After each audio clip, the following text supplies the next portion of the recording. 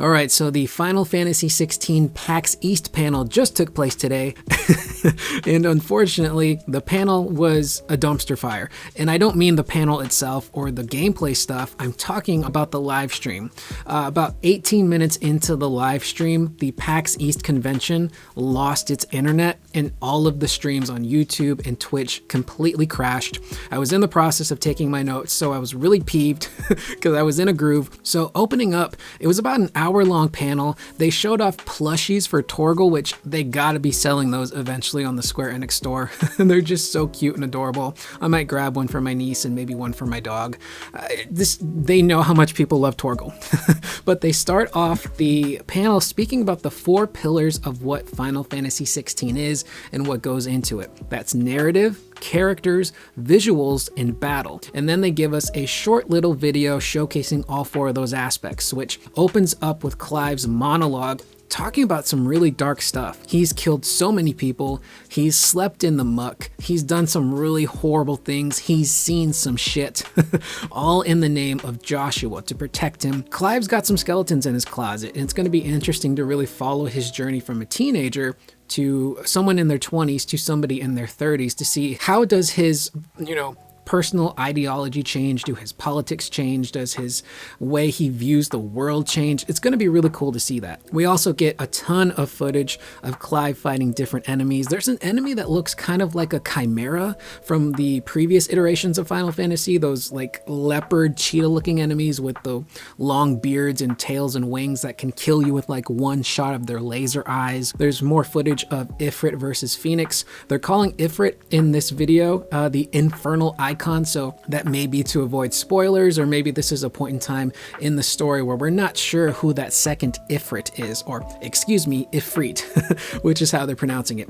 We also see Clive fighting Titan, a ton of other enemies, including an enemy called Typhon, which I'm assuming is pronounced Typhon and not Typhoon, but he's this big floating torso man, and Clive is fighting him in his Eikon form, which is really interesting to me. And we did get a glimpse of this enemy in previous trailers, and myself and other people were like, who is this enemy? Is this another Eikon we don't know about? Is it like a Diablos type of Eikon, or potentially it's just an enemy that's not an Eikon, but it requires Clive to transform into Ifrit to actually battle him toe-to-toe. We also see Titan Lost, which I'm assuming is the evolved final form of Titan. That, or there's a completely different icon called Titan Lost that we're going to be battling, but it's a super massive battle. It reminds me a lot of the Kronos boss fight in God of War 3, for those of you who played that. Really huge technical set piece. It looks like it's going to be absolutely bananas fighting such a gigantic creature at 60 frames per second without the game chugging at all. Up next, we got videos for exploration. We see Clive, Torgal, and Jill running around this really beautiful desert area with this huge, gigantic waterfall, which just looks so beautiful and peaceful. We get to see some chocobos. We see Clive's white chocobo, Jill's on a standard yellow one, Torgal's running alongside them as they're running through these environments. They show off vastly different terrains. There's that desert area, there's like this foresty area, there is Clive walking through different towns and villages and kingdoms, and there's so much architecture along the way. It's really just kind of stunning just to see how different all of these locales really look. And based on this footage, it looks like the main party throughout the game is going to consist of Clive, Torgal, and Jill, or Clive, Torgal, and Cid. I don't know if we're going to have any other characters joining our party, but it looks like that's going to be the main 4. Up next, we get more montages of Clive fighting. Unfortunately, this is when the stream went down during like one of the coolest parts of the videos they showed.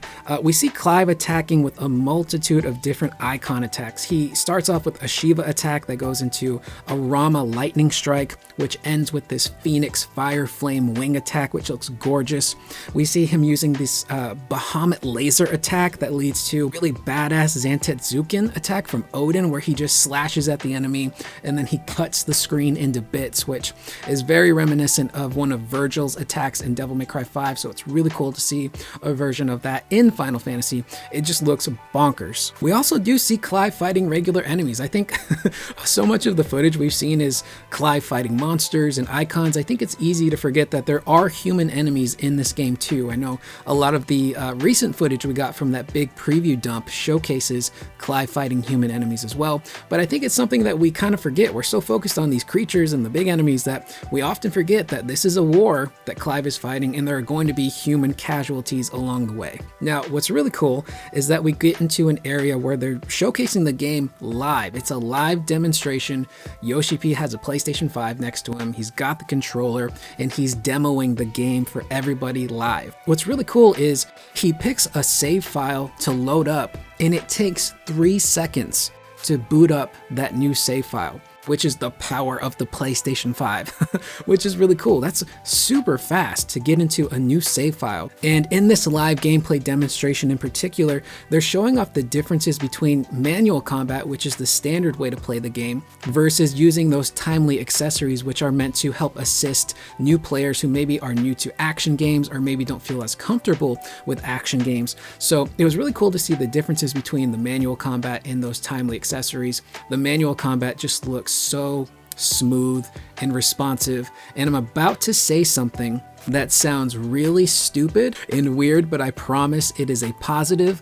Final Fantasy 16 looks too polished. I know that's a weird complaint to make.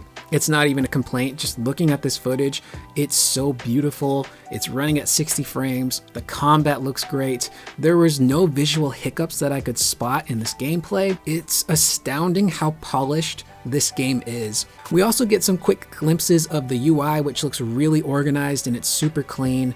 Yoshi even at one point showcases one of the skill trees, but then quickly backs out just to kind of tease people.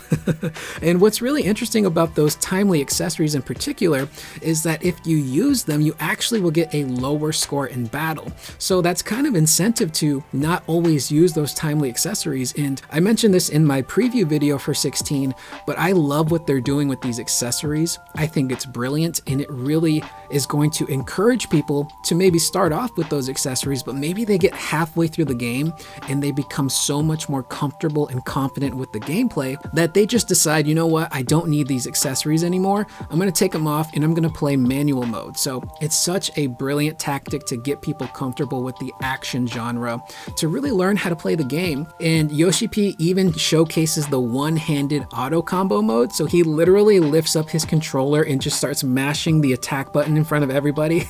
And he's doing really cool stuff in game. So there's going to be a multitude of different ways for people to play. If you want it to be super difficult, that's going to be there. If you want to just dip your toe in, that's there as well. Next, we got more live gameplay. This is live gameplay, more open world exploration of Clive heading to Cid's hideout called the Hideaway. And I gotta say, the environment reminds me so much of Horizon Forbidden West crossed with Final Fantasy 15.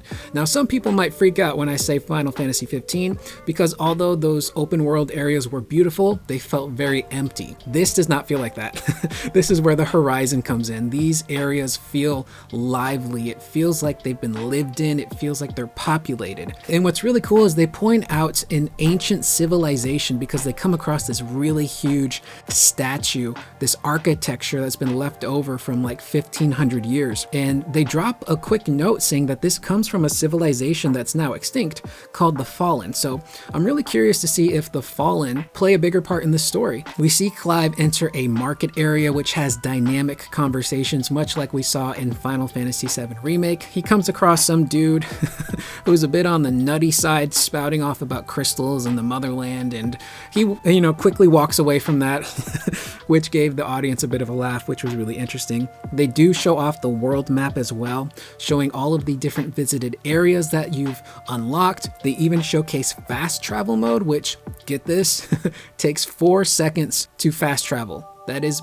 bananas. They don't even need to have a loading screen that has tips on it or says now loading. It's really that responsive, and it's mind-blowing to have that. Before we get to Cid's hideout, they do showcase that there are going to be different performance modes. So there's obviously the graphics mode, which is going to run in 4K, and then they've got the frame rate mode, which is what they were using for the stream today and all of the live demonstration. And what's nice is you can change these modes at any time. They didn't mention anything about being booted back to the main menu.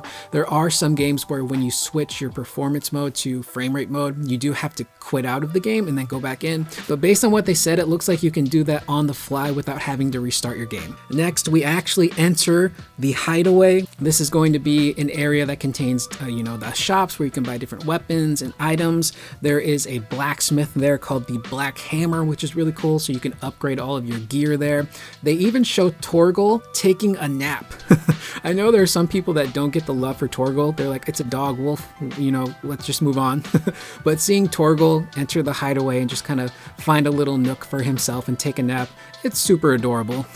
I love it. So Torgal gets a little bit of a rest there too. They show off the Ariet Stone, or Arit Stone. I'm not sure how you pronounce it, but it's basically a stone that lets you do different things. So there's a virtual battle training area that you can do by touching this stone. There is what they're calling an arcade mode, which allows players to do battles to try and get the highest score. And that's going to lead into that whole leaderboard system that they're including in this game. So they also have a stage replay area where if there's a certain stage you really liked, or maybe you want to go back and collect some items and then just level up, you can do that too. And they showcase a fourth option, which is a secret. They're not saying what it is, it just has question marks on it. So that might be some New Game Plus stuff, or it might be spoilery stuff that they don't want people to know about just yet, but they did tease that. So while we were in the hub area, we did see these green exclamation points, and those are the side quests. So it's very reminiscent of Horizon Forbidden West, again for me. So when you see those exclamation points pop up, that's letting you know those are side quests you can do. And we also came across a kid in the hideaway who liked Clive's cloak. And he walks by this kid and he just goes, "Nice cloak," which got a good laugh out of everybody in the audience. So there's a lot of attention to detail in this game. Oh, nice cloak. I want one. I want one. And after that, we saw a quick bit of footage where Yoshi P trolled the audience. So he was going to go up to Torgal and pet him, but instead he attacked him, which caused everyone to freak out. Thankfully, there's no friendly fire in this game. Torgal was not hurt. He was okay. But you can pet Torgal, and get this, Clive has a canonical treat pouch for Torgal. You can give Torgal treats, which is amazing.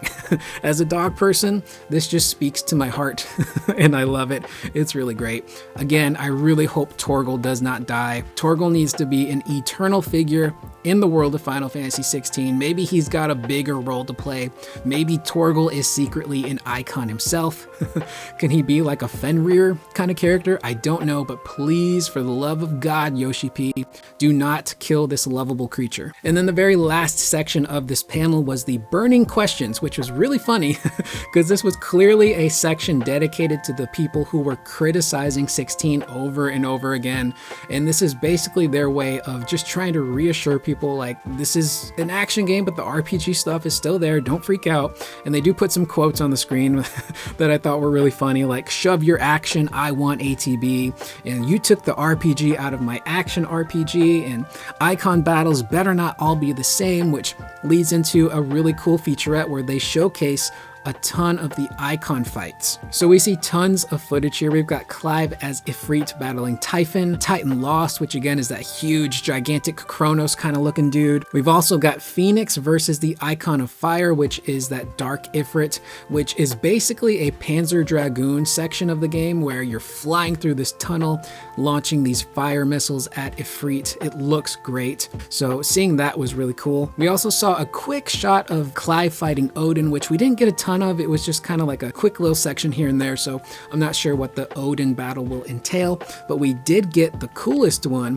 which was Ifrit versus Bahamut. And it's in this really beautiful, gnarly looking crystal area, which is gorgeous. And the design of Bahamut looks kind of similar to Bahamut Fury from Crisis Core. I don't know if anyone's familiar with that, if you've played Crisis Core, but it gave me Bahamut Fury vibes. So it's a really cool, beautiful area. And again, the fight with Bahamut, it was a melee projectile fight, but it looked so much faster paced than what we got in that Ifrit versus Garuda battle. So it looks like as Clive levels up, maybe he starts to get stronger and faster in his Eikon form, because that footage looked bonkers. It wasn't just like a straight up wrestling match. This was like, I'm gonna punch the crap out of you and shoot you with fireballs kind of, match. And then to end the panel, they do say that in April, they will be releasing more information focusing heavily on the RPG elements of this game. So I fully expect a new trailer maybe to go along with that, but for those who are concerned about the RPG stuff, don't worry. They're gonna talk about that and address it very soon in April. And that there is pretty much the entirety of that 1 hour panel. This was really just such a huge coming out party, even more for Final Fantasy 16. This was a presentation that was going to get people on board. So I'm even more excited now for this game. Don't need any more info. I don't need any more trailers. I don't need any more info dumps. This was plenty. So that was that PAX East panel. Leave anything you have to say in the comments down below. What did you think of the event itself? But let me know, what do you guys think of this footage? What do you think of the open world live stuff that they were able to demo? The differences with the Eikon battles? Leave that in the comments down below. I am Curious Corduroy. I will see you guys in the next video. Please remember to always be excellent to one another.